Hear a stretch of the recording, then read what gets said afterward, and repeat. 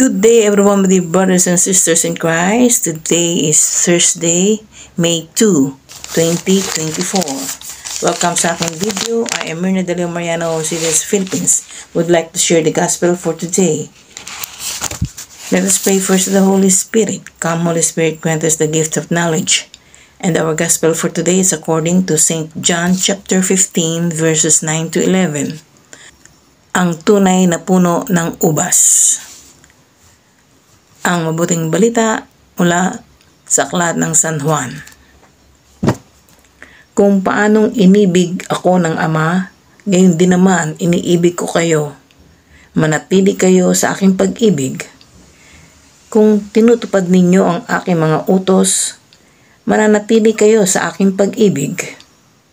Kung paanong tinupad ko ang mga utos ng aking Ama, at ako'y nananatili sa kanyang pag-ibig. Sinabi ko sa inyo ang mga bagay na ito upang mapasa inyo ang kagalakan ko at nang sa gayon ay malubos ang inyong kagalakan. Ang mabuting balita ng Panginoon. Let us pause for a while and let us pray.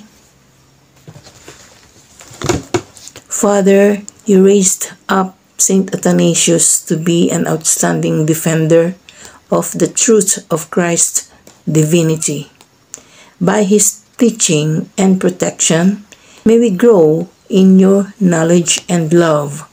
Grant these through our Lord Jesus Christ, your Son, who lives and reigns with you in the Holy Spirit, one God forever and ever. Amen. God bless us all in the name of the Father, and of the Son, and of the Holy Spirit. Amen.